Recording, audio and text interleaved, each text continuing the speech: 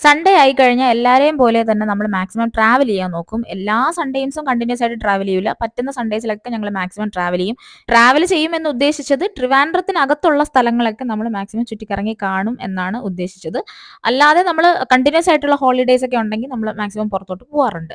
ഇപ്പം നമ്മൾ പോകുന്ന വഴിയിൽ ഈ റൈറ്റ് സൈഡിൽ നമ്മൾ കാണുന്നത് നെയ്യാറാണ്. സ്കൂളിൽ പഠിക്കുന്ന സമയത്ത് ഒരുപാട് പ്രാവശ്യം നമ്മൾ നെയ്യാർ ഡാമിൽ വന്നിട്ടുണ്ട്. സ്കൂളിൽ നിന്ന് കൊണ്ടുവരും, ഏതെങ്കിലും സമ്മർ വെക്കേഷൻ ക്യാമ്പിൽ നിന്ന് കൊണ്ടുവരും. ഞങ്ങൾ ഗീത ക്ലാസ്സിലൊക്കെ എല്ലാ സൺഡേയ്സിലും പോയിട്ടുണ്ടായിരുന്നു. അപ്പോൾ അവിടെ നിന്ന് കൊണ്ടുവരും. ട്യൂഷൻ ക്ലാസ്സിൽ നിന്ന് ഡാം കാണാൻ കൊണ്ടുവരും. ഇതൊന്നും പോരാഞ്ഞിട്ട് ഞങ്ങളെ വീട്ടിൽ നിന്നും ലെഷർ ടൈമാണ്, ചിൽ ടൈമാണെന്നൊക്കെ പറഞ്ഞുകൊണ്ട് കൊണ്ടുവരുന്ന സ്ഥലം ഈ നെയ്യാർ ഡാമാണ്. അതുകൊണ്ട് കണ്ട് കണ്ട് കുഞ്ഞിലേക്ക് ഒത്തിരി കണ്ട് കണ്ട് മടുത്ത സ്ഥലമാണ്. അപ്പോൾ ഇതൊന്നും പോരാഞ്ഞിട്ട് അവർ കൊണ്ടുവരുമ്പോൾ പറയുന്നതെന്ന് വെച്ച് കഴിഞ്ഞാൽ ഇതിനകത്ത് ചീങ്കണ്ണിയുണ്ട്, മുതലയുണ്ട്, ഇതിനെയൊക്കെ കാണിച്ചു തരാമെന്ന് പറഞ്ഞാണ് വരുന്നത്. അപ്പോൾ ഇവിടെ വരുമ്പോൾ ചീങ്കണ്ണി ആയിട്ട് ഒരു കുരങ്ങനെ പോലും ഞാൻ ഇവിടെ കണ്ടിട്ടില്ല. പകരം ജലാശയത്തിൽ ചീങ്കണ്ണി ഉണ്ട് എന്ന് വെച്ചിരിക്കുന്ന ഒരു ബോർഡ് കാണാറുണ്ട് വർഷങ്ങളായിട്ട്. പക്ഷെ ഇത്രയും വർഷമായിട്ട് ഇത്രയും കൊടുങ്കാറ്റും പ്രളയവും ഒക്കെ ഉണ്ടായിട്ട് ആ ബോർഡിന് ഒരു വ്യത്യാസമില്ല, അത് ഇപ്പോഴും അവിടെ തന്നെ ഉണ്ട്. ഇപ്പം ഞങ്ങൾ പോകുന്നത് എങ്ങോട്ടാണെന്ന് വെച്ച് കഴിഞ്ഞാൽ ഈ നെയ്യാർ ഡാമിനടുത്ത് തന്നെ ശിവാനന്ദ ആശ്രമം എന്ന് പറഞ്ഞൊരു ആശ്രമം ഉണ്ട് കേട്ടോ. അപ്പോൾ അവിടെയാണ് ഞങ്ങൾ കുഞ്ഞുനാളിലൊക്കെ ഞങ്ങൾക്ക് വെക്കേഷൻ വരുമ്പോൾ, അതായത് ഏപ്രിൽ മെയ് ആ ഒരു ടൈമിൽ ക്യാമ്പിന് കൊണ്ട് ഞങ്ങളെ ആക്കും. അപ്പം ഞങ്ങളുടെ വെക്കേഷനൊക്കെ ഞങ്ങൾ സ്പെൻഡ് ചെയ്തത് ഇവിടെയാണ്. അത് കുഞ്ഞു കുട്ടികളായിരുന്ന സമയത്താണ്. പിന്നെ നമ്മൾ മെച്ചുവർ ആയി കഴിഞ്ഞാൽ ഇങ്ങോട്ടൊന്നും വരാനായിട്ട് പറ്റില്ല. ഇതാണ് നമ്മുടെ ആശ്രമം.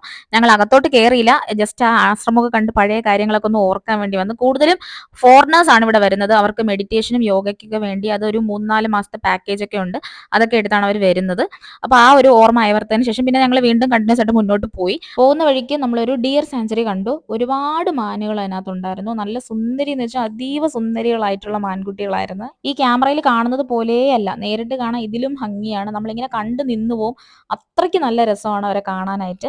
പിന്നെ ഒരൊറ്റ മനുഷ്യർ പോലും അവിടെ ഇല്ലായിരുന്നു. ഞങ്ങൾ രണ്ടും മാത്രമാണ് ഉള്ളത്. അപ്പോൾ പിൻ ഡ്രോപ്പ് സൈലന്റ് ആയിരുന്നു. ഞങ്ങൾ നടന്നു പോകുന്നതും സംസാരിക്കുന്നതും ഒക്കെ വളരെ സൂക്ഷ്മമായിട്ട് കണ്ടോ, നമ്മളെ നോക്കുന്നത് കണ്ടോ അവർ. ഭയങ്കര കോൺഷ്യസ് ആയിട്ട് നിൽക്കുകയാണ് കേട്ടോ. അവർ ആരെങ്കിലും ആക്രമിക്കാൻ ചെല്ലുന്നുണ്ടോ എന്നുള്ള രീതിയിൽ ഇങ്ങനെ നിൽക്കുകയാണ്. പിന്നെ അവർക്ക് ആരോ ഓൾറെഡി വന്ന് അവിടെ ഫുഡൊക്കെ കൊടുത്തിട്ടാണ് പോയത്. അപ്പോൾ ആ ഫുഡ് അവർ കഴിച്ചുകൊണ്ടിരിക്കുകയാണ്. പിന്നെ നമ്മൾ ഈ ഗാലറിക്കകത്ത് നിന്നാണ് ഈ മാനിനെയൊക്കെ കാണുന്നത്. പക്ഷേ പുറത്തുനിന്ന് പൂട്ടിയിരുന്നതുകൊണ്ട് നമുക്ക് ഈ ഗാലറിക്കകത്ത് പോലും നമുക്ക് കയറാൻ പറ്റിയില്ല. ഞങ്ങൾ മാക്സിമം ഒരു 10 മിനിറ്റ് ഒക്കെ വെയിറ്റ് ചെയ്തു, ആരെങ്കിലും ഒന്ന് വന്നെങ്കിൽ ടിക്കറ്റിന്റെ കാര്യവും ഇതിനകത്ത് എങ്ങനെയാണ് കയറുന്നത് എന്നുള്ളതൊക്കെ അന്വേഷിക്കാമെന്ന് വിചാരിച്ചിട്ട്. പക്ഷെ ആരെയും കണ്ടില്ല. പിന്നെ ഞങ്ങൾ ഒരു മാക്സിമം കൂടിപ്പോയി ഒരു 15 മിനിറ്റ് നമ്മൾ അവിടെ നിന്ന് വീഡിയോസ് ഒക്കെ എടുത്തതിന് ശേഷം തിരിച്ചു പോകാമെന്ന് വിചാരിച്ചു. നമ്മൾ രണ്ടുപേരും കുറേ നേരം അവിടെ ഒറ്റയ്ക്ക് നിന്നു. ഇനി കൂടുതൽ നേരം അവിടെ ഒറ്റയ്ക്ക് നിൽക്കുന്നത് സേഫ് ആണെന്ന് തോന്നിയില്ല. കുറച്ച് ഫോറസ്റ്റ് ഏരിയയും കൂടെ ആയതുകൊണ്ട് പിന്നെ നമ്മൾ പോകാമെന്ന് വിചാരിച്ചു. അടുത്ത് നമ്മൾ പോയത് ഒരു എലിഫന്റ് ക്യാമ്പിലാണ്. ഈ സ്ഥലത്തിന്റെ കറക്റ്റ് പേര് ഞാൻ മറന്നു കേട്ടോ. ഇതെല്ലാം നെയ്യാറിന്റെ ഭാഗത്ത് വരുന്നത് തന്നെയാണ്. ഈ പോകുന്ന വഴി, അതായത് ഈ എലിഫന്റ് ക്യാമ്പിലേക്ക് പോകുന്ന വഴി കംപ്ലീറ്റ് കുളമായി കിടക്കുകയാണ്. റോഡൊക്കെ മോശമാണ്. ഇതാണ് ടിക്കറ്റ് കൗണ്ടർ. അപ്പോൾ ഇവിടെ നിന്ന് നമ്മൾ ടിക്കറ്റ് എടുത്തിട്ടാണ് നമ്മൾ ഈ ആനകളെയൊക്കെ കാണാനായിട്ട് പോകുന്നത്. അപ്പോൾ അതിന്റെ റേറ്റും കാര്യങ്ങളൊക്കെ ഇവിടെ കൊടുത്തിട്ടുണ്ട്. ഒന്ന് പോസ് ചെയ്തിട്ട് നിങ്ങൾക്ക് നോക്കാം. നമ്മൾ ടിക്കറ്റ് എടുക്കുന്ന ആ ബിൽഡിങ്ങിനോട് ചേർന്ന് തന്നെ ഒരു എക്കോ ഷോപ്പ് ഉണ്ട്. അപ്പോൾ അവിടെ നിന്ന് നമുക്ക് വനശ്രീയുടെ കുറച്ച് പ്രോഡക്ട്സ് ഒക്കെ വാങ്ങാം. പിന്നെ മുളയിൽ തയ്യാറാക്കിയ കുറച്ച് സാധനങ്ങൾ, അങ്ങനെയൊക്കെയുള്ള സംഭവങ്ങളൊക്കെ ഈ കാണുന്നതൊക്കെ തന്നെ നമുക്ക് അവിടെ നിന്ന് വാങ്ങാം. ഞങ്ങളെന്തായാലും പ്രത്യേകിച്ചൊന്നും വാങ്ങിയില്ല, കാരണം കേരളീയം നടന്ന സമയത്ത് ഇതുപോലുള്ള എല്ലാ ഐറ്റംസ് ഒക്കെ അവിടെ ഉണ്ടായിരുന്നല്ലോ. അപ്പോൾ അവിടെ നമുക്ക് ആവശ്യത്തിനുള്ള സാധനങ്ങൾ അന്ന് വാങ്ങിയായിരുന്നു. അപ്പോൾ അതുകൊണ്ട് പിന്നെ വീണ്ടും ഇവിടെ നിന്നൊന്നും വാങ്ങാനായിട്ട് നിന്നില്ല. ടിക്കറ്റ് എടുത്തതിന് ശേഷം പിന്നെ ഞങ്ങൾ ആനകളെ കാണാനായിട്ട് പോയി. ഇത് ഏക്കർ കണക്കിന് എടുക്കുന്ന ഒരു സ്ഥലമാണ് കേട്ടോ. അപ്പോൾ ഇതിൽ ഓരോ സ്ഥലത്തായിട്ട് ഇതുപോലെ വലിയ ഇങ്ങനെ ഷെഡ് പോലെ കെട്ടിയിട്ട് 2-3 ആന, അല്ലെങ്കിൽ ഒന്നോ രണ്ടോ ആനയെ ഒരുമിച്ചിട്ടിരിക്കും. ഇത് ആനയെ അങ്ങോട്ടും ഇങ്ങോട്ടും കൊണ്ടുപോകുന്ന ഒരു വണ്ടി ഉണ്ടല്ലോ, ആ ലോറിയാണ് കേട്ടോ ഇത്. അപ്പോൾ അത് ഞാൻ ജസ്റ്റ് ഒന്ന് വീഡിയോ എടുത്തതേ ഉള്ളൂ. ഓരോ സ്ഥലത്ത് പോയിട്ട് നമ്മൾ ഓരോ ആനയും കണ്ടു. ചിലതിൽ മതപ്പാടൊക്കെ ഉണ്ട്, മതം ഇളവുന്ന ആനയൊക്കെ ഉണ്ട്. അപ്പോൾ അവരെ അടുത്തോട്ടൊന്നും നമ്മൾ കൂടുതൽ പോകാൻ സമ്മതിക്കൂല. ഇങ്ങനെ കണ്ടോ, കയറ് കെട്ടിയിരിക്കുന്നുണ്ട്. അവിടം വരെ നമുക്ക് നിന്ന് അവരെ വീഡിയോ എടുക്കാനും ഫോട്ടോസൊക്കെ എടുക്കാനും സമ്മതിക്കുകയുള്ളൂ. ചിലരൊക്കെ ഫുൾ ബിസി ആയിരുന്നു, ഫുഡ് കഴിക്കണതിൻ്റെ ബിസി ആയിരുന്നു. ഉച്ച സമയത്ത് നമ്മൾ ചെന്ന സമയത്താണ് അവർക്ക് ഫുഡൊക്കെ കൊടുത്തത്. അപ്പോൾ അവർ കഴിക്കുന്നതിൻ്റെ ബിസി ആയിരുന്നു. പിന്നെ അത് അങ്ങറ്റത്ത് നിൽക്കുന്ന ആന ഉണ്ട്, അവർ ഡാൻസ് കളിയാണ്, ഭയങ്കര ഡാൻസ് കളിയായിരുന്നു. ഇതുപോലെ വേറൊരാളും കൂടെ ഉണ്ട് കേട്ടോ. നല്ല കൊച്ചാനയാണ് കേട്ടോ, കണ്ട തലമുടിയൊക്കെ നോക്ക്. ഇതൊരു ഭീകരനാണെന്ന് പറഞ്ഞു കേട്ടിത് മതപ്പാടാണ് എന്ന് പറഞ്ഞു കേട്ട്.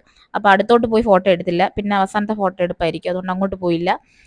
പിന്നെ ഇതും പേരുകളൊന്നും എനിക്ക് കറക്റ്റ് അറിഞ്ഞുകൂടാ കേട്ടോ. കണ്ട ഡാൻസ് കളിക്കുന്നുണ്ട്, വാടാ മപ്പിളെ, ആ ഡാൻസ് ആണ് കളിക്കുന്നത് തോന്നുന്നു കേട്ടോ. പക്ഷെ അങ്ങനെയല്ല, ലാസ്റ്റാണ് എനിക്ക് മനസ്സിലായത് കൊതു കടിക്കുന്നത് കാരണം അത് കയ്യും കാലും വീശുന്നതാണ്. പാവം അവിടെ നിൽക്കുന്ന അങ്കിള് പറഞ്ഞത് ഡാൻസ് കളിക്കുന്നതല്ല, അവിടെ കൊതു കടിക്കുന്നതാണ്, അതുകൊണ്ടാണ് കൊതു കടി സഹിക്കാൻ വയ്യാതെ ഡാൻസ് കളിക്കുന്നതാണെന്നാണ് പറഞ്ഞത്. പക്ഷെ പാവം, അതും കുഞ്ഞാനയാണോ എന്നൊരു സംശയമുണ്ട്.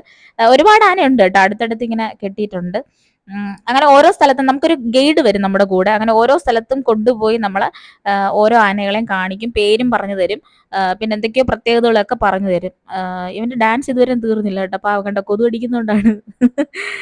ഇത് അവിടെ ഉള്ള ആനകളിൽ വെച്ച് ഏറ്റവും മൂപ്പനാണ്. അതായത് പ്രായം കൂടിയതും ആദ്യത്തെ ആനയാണെന്നാണ് തോന്നുന്നത്. അതിനെന്ത് വേറെ പേര് പറയും, ഞാൻ മറന്നുപോയി. ഗജരാജനെന്നോ അങ്ങനെ എന്തോ, ഈശ്വരാ അതല്ലെന്ന് തോന്നുന്നു കേട്ടാ. അങ്ങനെയൊന്നും അല്ല കേട്ടാ. പഴയ ആന, അതായത് പ്രായം കൂടിയ ആന. പിന്നെ ഈ വേറെ ഒരു കാര്യം എന്ന് വെച്ചാൽ, ഇപ്പൊ നെയ്യാറിന്റെ കീഴിലാണല്ലോ ഇതെല്ലാം വരുന്നത്. അപ്പൊ നമുക്ക് ഈ കാണുന്നതും നെയ്യാറ് തന്നെയാണ്. ഈ കുട്ടവഞ്ചിയൊക്കെ വെച്ചിരിക്കുന്നുണ്ട്. പണ്ട് ഇതൊക്കെ ഉണ്ടായിരുന്നെന്ന് തോന്നുന്നു ഇവിടെ. ഇപ്പൊ ഇതെല്ലാം പൊട്ടിപ്പൊളിഞ്ഞ് ഇങ്ങനെ കുട്ടവഞ്ചിയൊക്കെ അടുക്കി അടുക്കി വെച്ചിരിക്കുകയെന്നാണ്. അപ്പം ഇതെല്ലാം റിന്യൂവേറ്റ് ചെയ്ത് വരുന്നുണ്ടെന്ന് തോന്നുന്നു. ഒരുപാട് പണികൾ അവിടെ നടക്കുന്നുണ്ട്.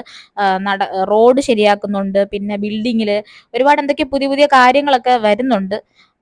അതൊക്കെയാണ് നമുക്ക് അവിടെ കാണാൻ സാധിച്ചത്. അപ്പൊ ഇവിടെ നിന്ന് കുറച്ചു നേരം നമുക്ക് റെസ്റ്റ് എടുക്കാം, ആനകളെയൊക്കെ കാണാം, അതെല്ലാം ആസ്വദിക്കാം. അങ്ങനെ ഞങ്ങൾ കുറച്ചു നേരം അവിടെ നിന്നു. അപ്പൊ ഇത്രയൊക്കെ തന്നെയാണ് നമ്മളവിടെ കണ്ടത്. ഒരുപാട് പണികളൊക്കെ നടക്കുന്നുണ്ട്. എത്രയും പെട്ടെന്ന് തന്നെ ഒരുപാട് ആൾക്കാരെ ആകർഷിക്കുന്ന രീതിയിലുള്ള പുതിയ പുതിയ കാര്യങ്ങളൊക്കെ അവിടെ വരുന്നുണ്ട്. നമുക്ക് പിന്നെ ലയൺ സഫാരി പാർക്കിലും കൂടെ പോകണം എന്ന് നല്ലപോലെ ആഗ്രഹം ഉണ്ടായിരുന്നു. പക്ഷെ അവിടെ അങ്ങോട്ടിപ്പം ആൾക്കാരെ കയറ്റി വിടുന്നില്ല. ലയൺ സഫാരി പാർക്ക് ഓപ്പൺ അല്ല എന്നാണ് ഞങ്ങൾ അറിഞ്ഞത്. പിന്നെ ഞങ്ങൾ അങ്ങോട്ട് പോകാനായിട്ട് നിന്നില്ല. പിന്നെ നേരെ നമ്മൾ വീട്ടിലേക്ക് പോയി. വീട്ടിലെത്തുന്നതിന് മുന്നേ ആയിട്ട് നമുക്ക് നല്ലപോലെ വിശന്നു. പിന്നെ ഫുഡ് കഴിക്കാനായിട്ട് നമ്മൾ ഓപ്പൺ ഹൗസിൽ കയറി. പൊറോട്ടയും ചില്ലി ചിക്കനും ചില്ലി ഗോപിയാണ് കഴിച്ചത്. ഇവരുടെ സിഗ്നേച്ചർ മസാല കിഡിലാണ്, കിഡിലും ടേസ്റ്റ് ആയിരുന്നു. പിന്നെ ഒരു ജ്യൂസും കുടിച്ചു. അപ്പോൾ ഇത്രയേ ഉള്ളൂ. വീഡിയോ ഇഷ്ടപ്പെട്ടാൽ ലൈക്ക് ചെയ്യുക, ഷെയർ ചെയ്യുക, മറക്കാതെ നമ്മുടെ ചാനൽ സബ്സ്ക്രൈബ് ചെയ്യുക.